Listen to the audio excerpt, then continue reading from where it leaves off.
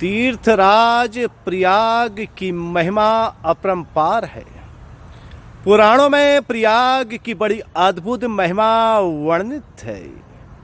कूर्म पुराण के 34वें अध्याय से लेकर 37वें अध्याय तक प्रयाग महात्म्य का बड़ा ही सुंदर वर्णन मिलता है। मार्कंडेय ऋषि ने युधिष्ठिर जी को यहाँ की भूमि का यशोगान करते हुए प्रयाग संगम स्नान का फल बताया है। मार्कंडेय ऋषि ने पांडुनंदन युधिष्ठिर के पूछने पर इस भूभाग की महिमा का वर्णन करते हुए कहा है कि मनुष्यों के लिए पापों को नष्ट करने हेतु प्रयाग की यात्रा करना सर्वश्रेष्ठ उपाय है, क्योंकि यहाँ सभी के ईश्वर महादेव, रुद्रदेव और स्वयंभू ब्रह्मा देवताओं के साथ विराजमान हैं। वत्स प्राचीन काल में महर्षियों द्वारा कही गई प्रयाग की महिमा एवं प्रयाग निवास का फल आदि जो कुछ भी मैंने सुना है, उसे मैं भली भांति आपको बताऊंगा। यह कहते हुए मार्कंडेय ऋषि ने युधिष्ठिर जी को प्रयाग की महिमा का बड़ा ही विराट वर्णन किया तथा बताया यह प्रजापति क्षेत्र तीनों लोकों में विख्यात है। यहाँ पर स्नान करने वाले स्वर्ग लोक में जाते हैं और जो यहाँ मृत्यु को प्राप्त होते हैं उनका पुनर्जन्म नहीं होता है। यहाँ ब्रह्मा आदि देवता मिलकर प्रयाग निवासियों की रक्षा करते हैं और सभी पापों को दूर करने वाले अन्य अनेकों तीर्थ यहाँ विराजमान हैं। और स्वयं मार्कंडेय ऋषि जी ने अपने मुखार बिंदु से यह कहा है कि मैं सैकड़ों वर्षों तक भी प्रयाग के महात्म्य का वर्णन नहीं कर सकता, क्योंकि 60,000 धनुष जाह्नवी गंगा की रक्षा करते हैं और 7 अश्वों को वाहन बनाने वाले सविता देव सदैव यमुना की रक्षा करते हैं। प्रयाग में विशेष रूप से इंद्र निवास करते हैं। समस्त देवों से युक्त भगवान विष्णु प्रयाग मंडल की रक्षा करते हैं। प्रयाग के विशाल वटवृक्ष की महिमा का वर्णन करते हुए ऋषि मार्कंडेय जी धर्मराज युधिष्ठिर को बताते हुए कहते हैं, हाथ में त्रिशूल धारण करने वाले महेश्वर नित्य ही यहाँ निवास करते हैं और सभी पापों का हरण करने वाले इस शुभ स्थान की रक्षा सभी देवता मिलकर करते हैं। और कहा गया है कि जो लोग अपने कर्मों से घिरे हैं तथा जिनके छोटे से भी छोटा पाप बचा रहता है, वे लोग उस मोक्ष पद को प्राप्त नहीं कर सकते हैं, किंतु प्रयाग का स्मरण करने वाले के सभी पाप नष्ट हो जाते हैं। दर्शनात् तस्य तीर्थस्य नाम संकीर्तनादपि, अर्थात इस प्रयाग तीर्थ के दर्शन करने से, नाम का संकीर्तन करने से अथवा यहाँ की मिट्टी का स्पर्श करने से मनुष्य पापों से मुक्त हो जाता है। और स्वयं कूर्म पुराण में इस क्षेत्र के महिमा का वर्णन करते हुए आगे महर्षि मार्कंडेय जी कहते हैं कि यहाँ प्रयाग में 5 कुंड हैं और जिनके बीच में जाह्नवी गंगा स्थित है। प्रयाग में प्रवेश करने वालों के पाप तत्क्षण ही नष्ट हो जाते हैं। सहस्त्रों योजन दूर से भी जो मनुष्य माँ गंगा का स्मरण करता है, वह दुष्कृत करने वाला होने पर भी परम गति को प्राप्त होता है। इस भूमि का स्मरण करते हुए कीर्तन करने से मनुष्य पाप मुक्त हो जाता है और इसका दर्शन करने से सर्वत्र मंगल ही मंगल दिखलाई पड़ता है। यहाँ आचमन व स्नान करने से स्वर्ग लोक में प्रतिष्ठा होती है। आगे प्रयाग महिमा का वखान करते हुए मार्कंडेय ऋषि कहते हैं, कोई मनुष्य यदि व्याधिग्रस्त हो, दीन हो अथवा क्रुद्ध हो, यदि वह प्रयाग के समीप पहुंचकर मां गंगा का स्मरण करता है तो वह मनुष्य परम सौभाग्य का भागी बनता है। प्रयाग की पावन भूमि मनुष्य को आनंद प्रदान करने वाली भूमि कही गई है। मोक्ष व स्वर्ग को देने वाली यह भूमि कही गई है। इतना ही नहीं, आगे गंगा की पावन स्थली का वर्णन करते हुए वर्णित किया गया है, जो व्यक्ति सवकार्य, पवित्र कार्य अथवा देवताओं की पूजा के समय प्रयागराज का स्मरण करता है वह धन्य है। यहाँ गाय का दान करना परम पुण्य माना गया है। प्रयाग की महापुण्यदायी भूमि पर पैदल भ्रमण करना बहुत ही पुण्यशील माना गया है।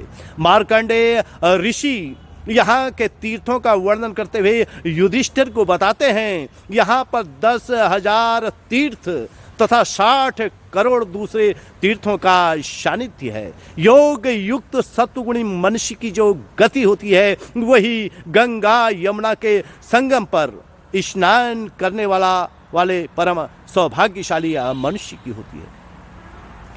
मार्कंडेय ऋषि आगे युधिष्ठिर जिसे कहते हैं, हे युधिष्ठिर, तीनों लोकों में विख्यात प्रयाग में जो नहीं पहुंचते, जहां कहीं भी निवास करने वाले लोग इस संसार में प्रयाग का स्मरण करते हैं वे भी धन्य हैं।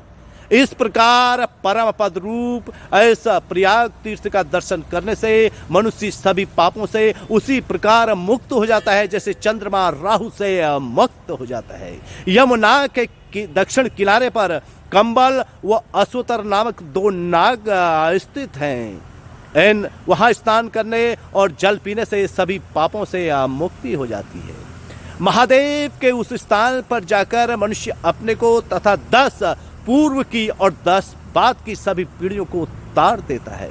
वहां का स्नान करने से मनुष्य अश्वमेध यज्ञ का फल प्राप्त करता है तथा महाप्रलय पर्यंत स्वर्गलोक को प्राप्त करता है। हे राजन, गंगा के पूर्वी तट पर तीनों लोकों में विख्यात सार्व समुद्र नामक गंगवर यहाँ का प्रतिष्ठान प्रसिद्ध है। यह पुराणों में वर्णन आया है इन तीर्थों का, और अनेक तीर्थ और यहाँ कहे गए हैं, जिनमें हंस पतन नामक एक तीर्थ है, उसके स्मरण मात्र से भी अश्वमेध यज्ञ का फल प्राप्त होता है। और अश्वमेध जो व्यक्ति यहाँ पर पहुँच करके प्रयाग के तट पर भगवान शंकर का विशेष रूप से स्मरण करता है वह भी धन्य माना गया है। जो कोटि तीर्थ प्रयाग में पहुँचकर अपने पितरों का स्मरण करता है, कहते हैं कि उनके पितृ भी धन्य होते हैं। और यहाँ तक कहा गया है जितने वर्ष तक पुरुष की अस्थियां गंगा में रहते हैं उतने ही 1000 वर्षों तक वह स्वर्गलोक में पूजित होता है। गंगा सभी तीर्थों में परम तीर्थ और नदियों में श्रेष्ठ नदी है। वह सभी प्राणियों यहाँ तक कि महापातकियों को भी मोक्ष प्रदान करने वाली है।